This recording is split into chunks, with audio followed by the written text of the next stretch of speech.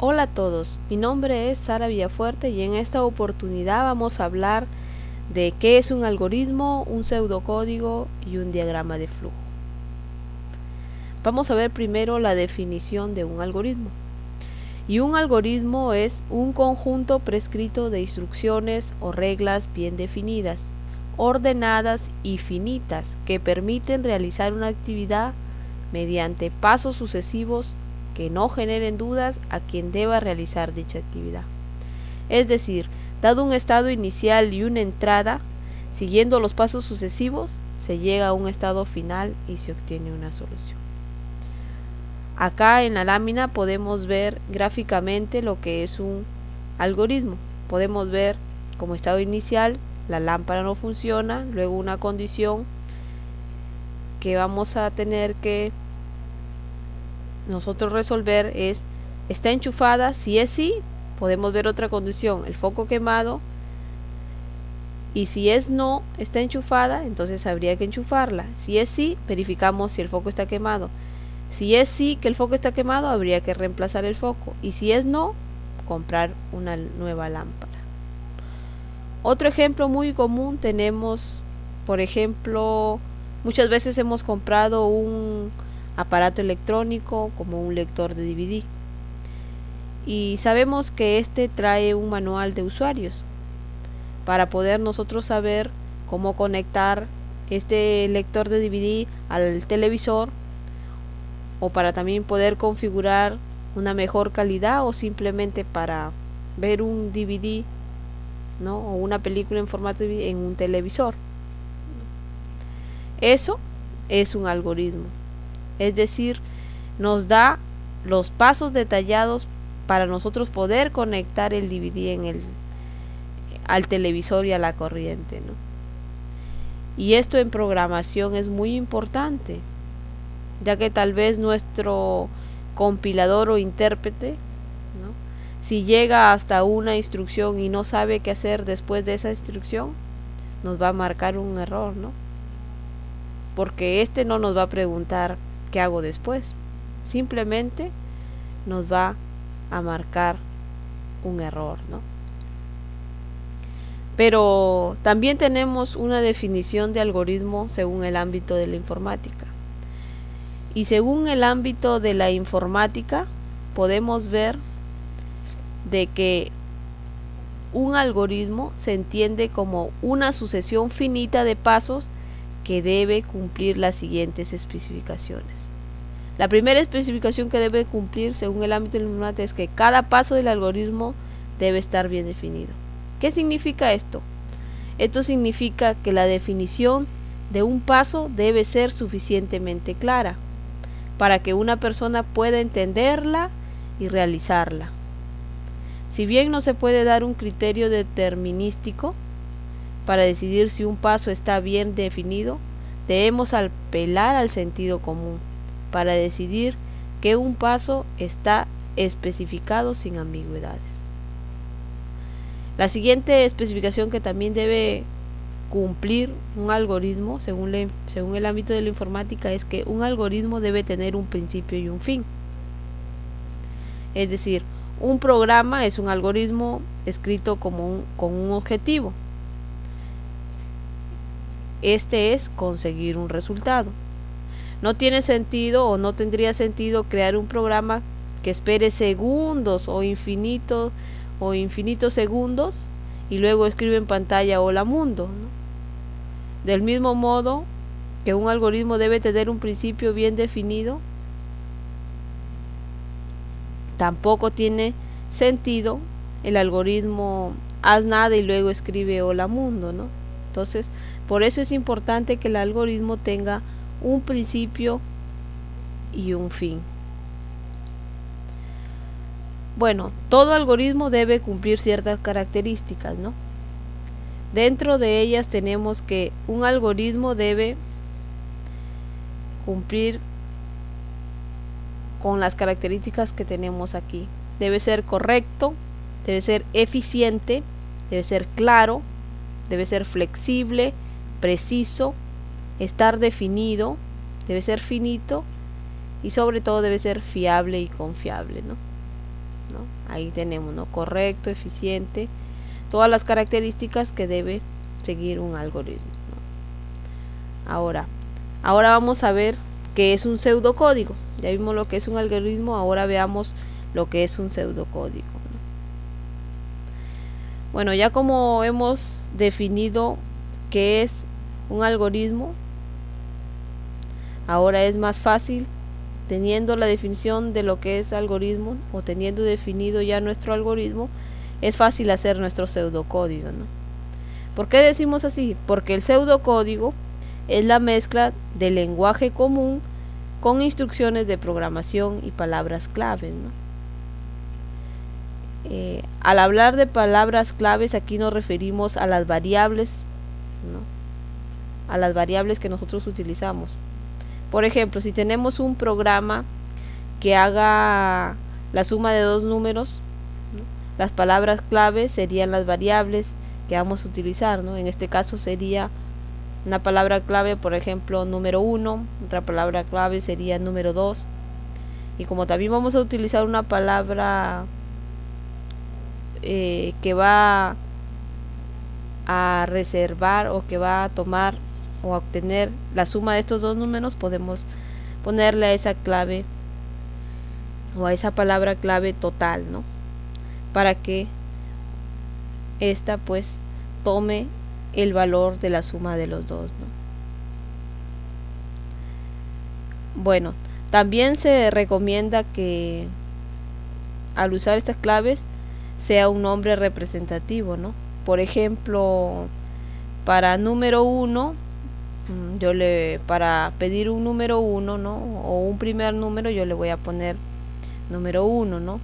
Para el número 2 yo también le voy a poner número 2, ¿no?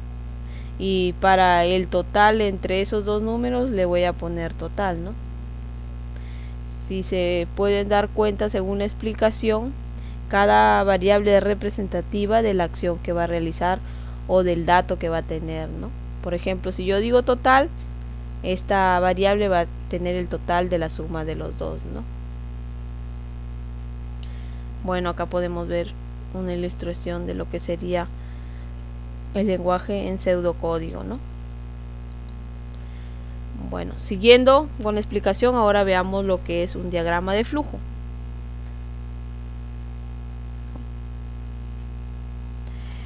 Y un diagrama de flujo es nada menos que una representación gráfica de un algoritmo o proceso, ¿no? Por ejemplo, dentro del diagrama de flujo utilizamos cierta simbología, ¿no?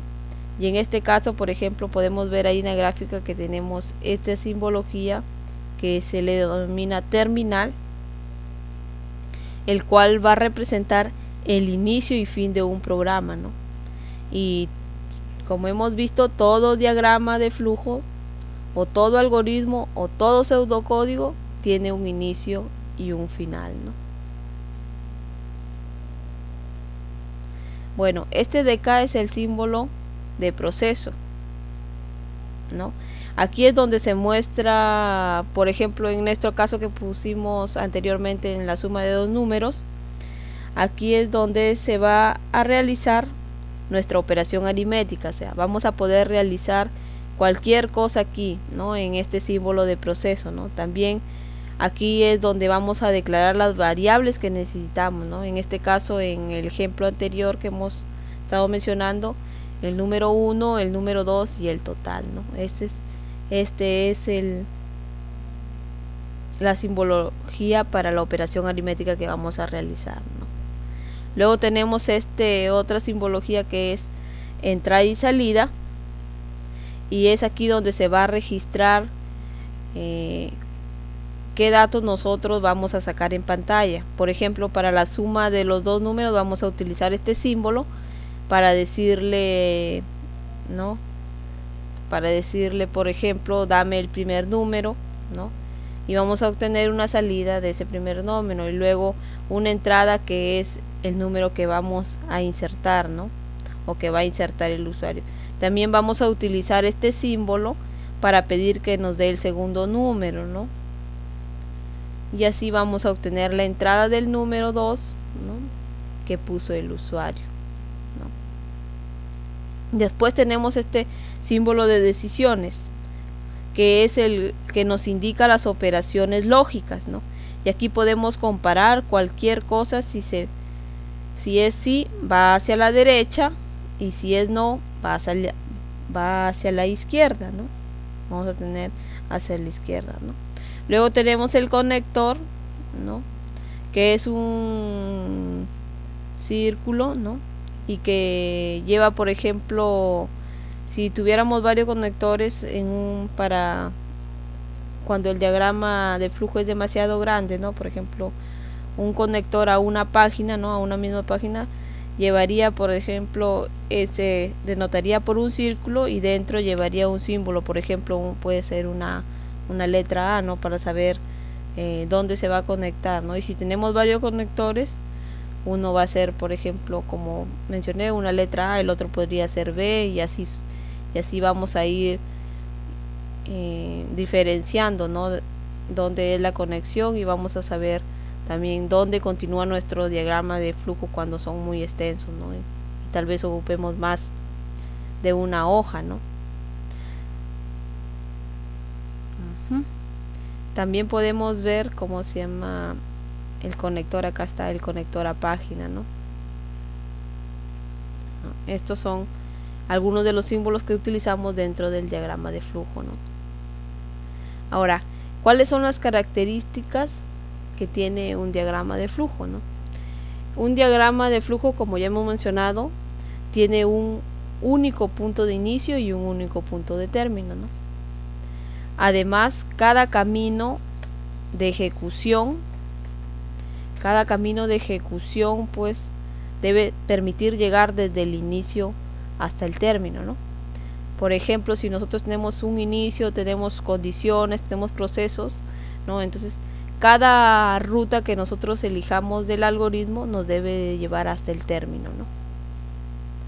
Pero también dentro de las características hay acciones previas que se deben de realizar, ¿no?, antes de formular un diagrama de flujo, ¿no?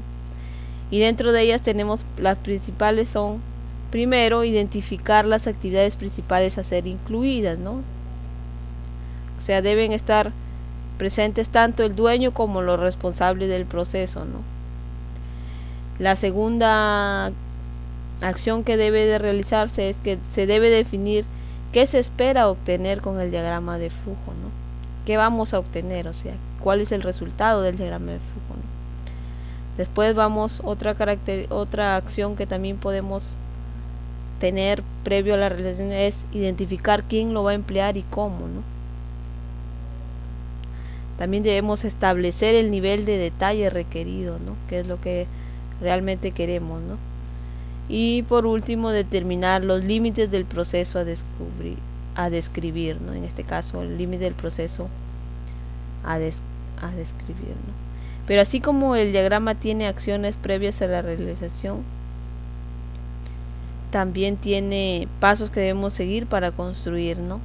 Y por ejemplo, bueno, aquí no los tenemos, pero por ejemplo los podemos mencionar, ¿no?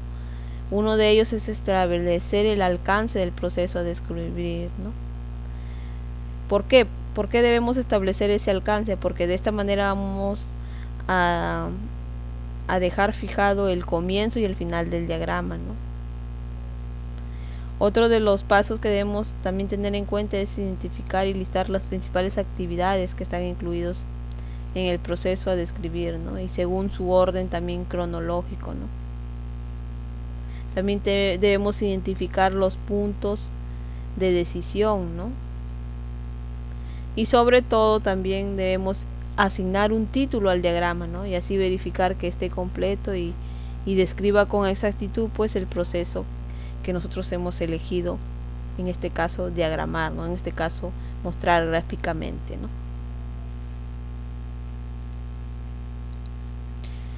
¿Qué ventajas tiene el construir un diagrama de flujo? ¿Qué ventajas tienen los diagramas de flujos? La primera de ellas es que favorecen la comprensión del proceso a través de mostrarlo como un dibujo, ¿no? Claro, cuando nosotros vemos, como bien se dice, ¿no?, una imagen vale más que 1000 palabras. El ver un esquema gráfico se nos queda más, ¿no? que ver puras letras, por decirlo así, ¿no? Otra de las ventajas es que permiten identificar los problemas y las oportunidades de mejora del proceso, ¿no? También muestran las interfaces cliente-proveedor y las transacciones que en ellas se realizan. De esa manera van a facilitar a los empleados el análisis de las mismas, ¿no? Incluso también son una excelente herramienta para capacitar a los nuevos empleados, ¿no? Y también a los que desarrollan la tarea cuando se realizan mejoras en el proceso, ¿no? O sea, si uno ya tiene un diagrama de flujo de cierto programa, esto va a ayudar mucho a poder entender todo eso, ¿no? Porque nos va a permitir, ¿no? Entender de manera breve, o en este caso gráficamente, cómo se realiza el proceso, ¿no? Por ejemplo, acá tenemos, ya hemos mencionado anteriormente algunos elementos de la simbología que se utiliza en el diagrama de flujo, pero acá tenemos una tabla más completa, ¿no? Por ejemplo, hablamos del inicio y final, ¿no? Su función se utiliza para representar el inicio y el fin de un proceso o programa, ¿no? Tenemos el símbolo de entrada y salida, ¿no? Este se utiliza para representar, dice, la introducción de datos por medio de periféricos. Tenemos el símbolo de proceso, que se utiliza para representar cualquier tipo de operación, ¿no?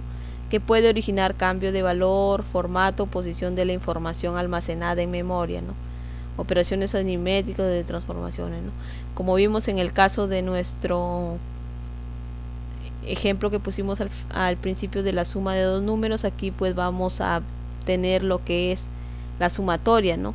Por ejemplo, ¿no? De los números ingresados en este caso, ¿no? Tanto el primero como el segundo número, ¿no? O sea, obtenemos la operación aritmética de eso, ¿no? Tenemos también el símbolo de decisión, que se utiliza para las operaciones lógicas o de comparación entre datos, ¿no? Tenemos el conector dentro de página, que ya hemos hablado, ¿no? Que sirve para enlazar dos partes cualquiera de un diagrama a través de un conector en la salida y otro conector en la entrada, ¿no? Y la línea de flujo, que es la línea que indica el sentido de la ejecución de las operaciones, cómo se deben de ejecutar las operaciones. Luego también tenemos la estructura, pues, ¿no? La estructura de un algoritmo, ¿no? Y dentro de la estructura de un algoritmo, ¿no? Se menciona que esta va a constar de dos componentes, ¿no? Una cabecera de programa y un bloque de algoritmo, ¿no? A la cabecera de programa también, ¿cómo se llama?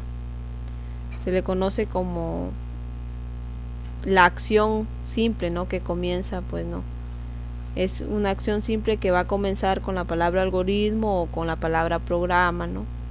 Y esta estará seguida, pues, del nombre completo que le vamos a asignar a nuestro programa o algoritmo, ¿no? Y el bloque de algoritmo es el resto del programa y consta también de dos componentes o secciones, ¿no? Las acciones de declaración, que viene a ser la declaración de las variables, y las acciones ejecutables o las operaciones que va a realizar, ¿no?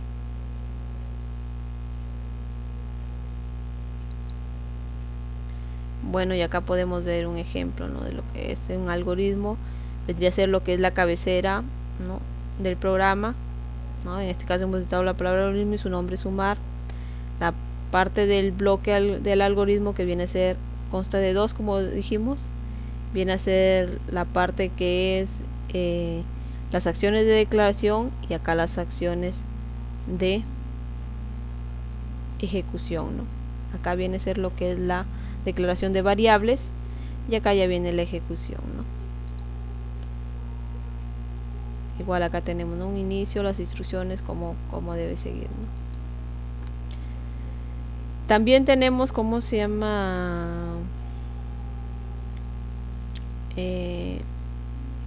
Cómo podemos mostrar un diagrama de flujo, ¿no? De un pseudocódigo de distintas estructuras, ¿no? Por ejemplo, tenemos estructuras simples, ¿no? ¿Cómo sería un pseudocódigo en estructuras simples, ¿no? Aquí pues las estructuras condicionales se les conoce como tomas de decisiones, ¿no? Y estas tomas de decisiones tienen la siguiente forma, pues, ¿no? Esta, ¿no? Si la condición, entonces, y se ejecutan un conjunto de instrucciones y el fin del sí, pues, ¿no? Y acá en diagrama de flujo viene la condición si se ejecutan las tareas de realizar, si es no, sale dentro de eso, ¿no? Ahora, en estructuras dobles ya, ¿no? Aquí las estructuras condicionales ya no son simples, sino dobles, ¿no? Y permiten elegir entre dos opciones o alternativas posibles, ¿no? En función del cumplimiento o no de una determinada condición, ¿no? Y se representa pues de la siguiente manera, ¿no? Como podemos ver, ¿no? Si la condición, entonces hacemos las instrucciones, y si es no, las siguientes instrucciones, ¿no? Y acá podemos ver, ¿no? Si es sí, estas tareas va a realizar, y si es no, realizará estas tareas de acá, ¿no? Según la condición, ¿no? Luego tenemos las estructuras múltiples, ¿no? Y aquí pues estas estructuras son de comparación, pues, ¿no? Aquí se toman decisiones especializadas, pues, ¿no? Que van a permitir comparar una variable contra los distintos posibles resultados, ¿no? Y esto va a permitir ejecutar para cada caso una serie de instrucciones específicas, ¿no? Y la forma común de representarlas es la siguiente, ¿no? Mediante pseudocódigo. Si la condición, entonces se ejecutan estas instrucciones. Si es no, vuelve otra condición sí, y se van a ejecutar estos. Si es no, y así, ¿no? Pueden seguir varias condiciones, como en el caso de acá, ¿no? La condición 1, si se cumple la condición 1, se realizan estas tareas. Si no, vamos a ver si se cumple la condición 2. Si se cumple la condición 2, ejecute estas tareas. Pero si no se cumple, pasa a ver si se cumple la condición 3. Si se cumple la condición 3, va a ejecutar estas tareas. Y si no, ya termina el programa, ¿no? Ahora veamos ejercicios, ¿no? De cómo podemos mostrar esto, ¿no? Pero antes de ver los ejercicios, me gustaría también decirles de que hay muchos métodos, ¿no? Usuales para representar algoritmos, ¿no? No solamente es el diagrama de flujo, ¿no? También existe, por decir, los diagramas NS, ¿no? También conocidos como diagramas de Chaplin. Tenemos también el lenguaje de especificación de algoritmo, que es el pseudocódigo, ¿no? Tenemos el lenguaje español y tenemos las fórmulas también, ¿no? Son otras maneras o otros métodos de poder representar un algoritmo, ¿no? Ahora sí, veamos los ejemplos, ¿no? Por ejemplo, este es un ejemplo de la vida real, ¿no? Cómo marcar un número telefónico desde un teléfono público de monedero, ¿no? O que use monedas, ¿no?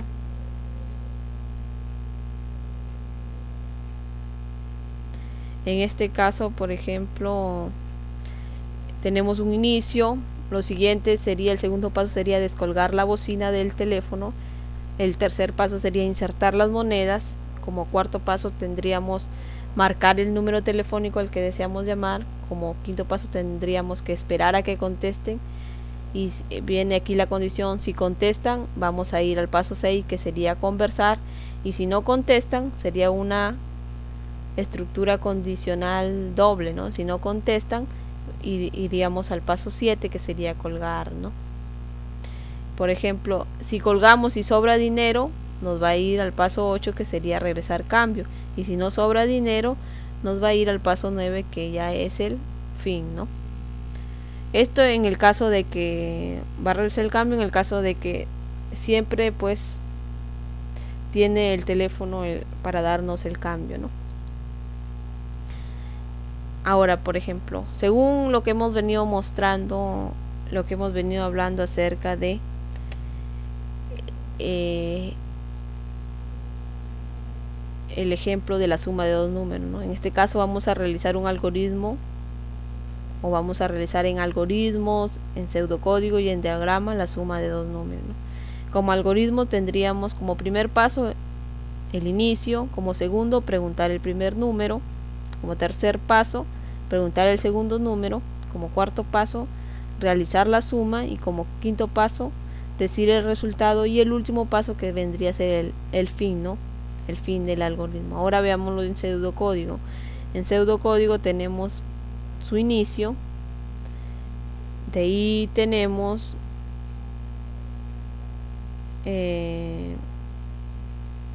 la declaración de las variables, que es número 1, número 2 y el total. Luego viene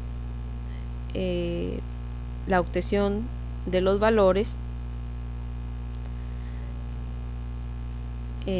como en este caso vamos a pedir en primer lugar un primer número, que es el número 1, luego pedimos un número 2, ¿no? Cual se va a ir guardando en la variable número 1, y luego va a realizar como quinto paso pues la operación aritmética, en este caso la suma de los dos, y al final o como sexto paso nos va a imprimir la suma, ¿no? La suma, y de esta manera se va a terminar el programa, ¿no? Y en diagrama de flujo sería así, ¿no? El inicio, el número 1, ¿no? La declaración de las variables, ¿no? Luego vendría, en este caso vamos a pedir pues el primer número, ¿no? Luego vendría pues lo que es el pedido del segundo número, ¿no? Mediante pues este símbolo, ¿no? De entrada y salida, ¿no? Vamos a pedir de K era un símbolo de proceso y el de K era el símbolo de inicio, ¿no? Luego tenemos otro símbolo de proceso que va a realizar la operación, ¿no? Dijimos que los símbolos en el diagrama de flujo de proceso era para la declaración de variables y para las operaciones, ¿no? Luego tenemos ya lo que es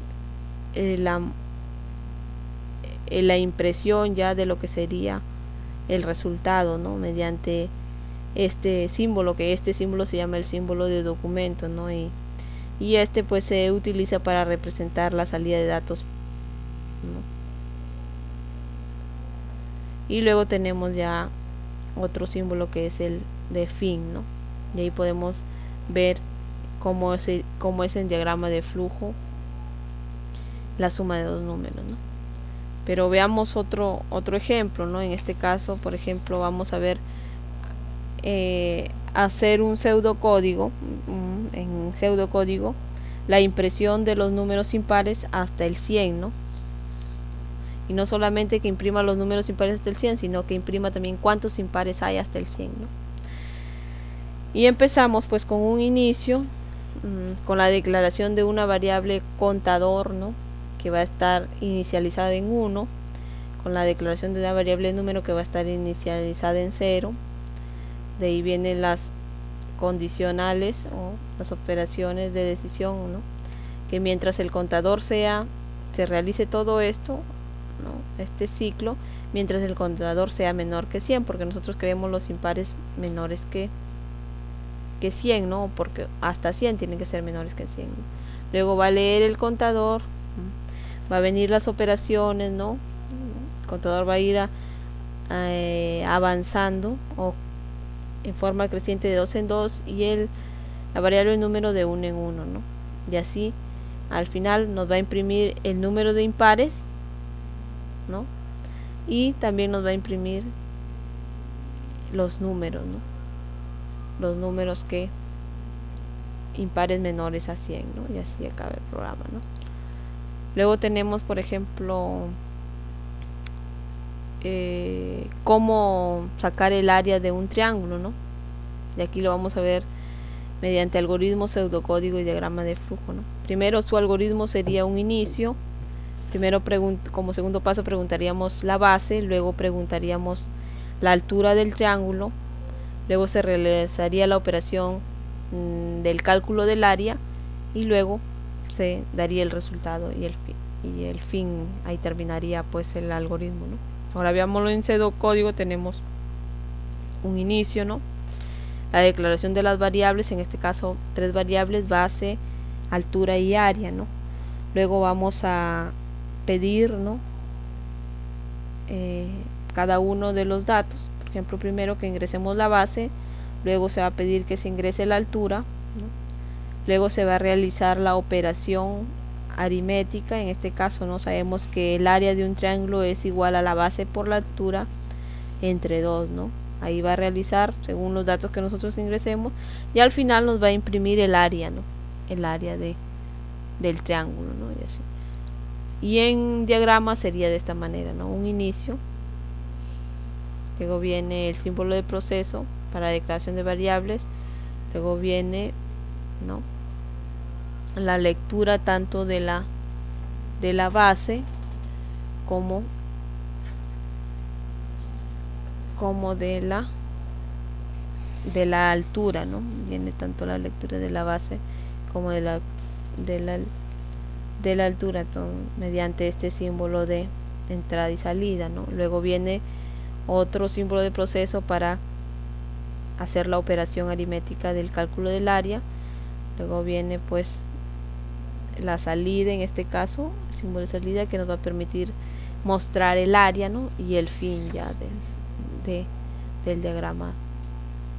diagrama pues de flujo, de lo que sería hallar pues el área de un triángulo, ¿no? Bueno, eso ha sido todo, ¿no? Espero les sea de mucha ayuda este pequeño video tutorial. Gracias.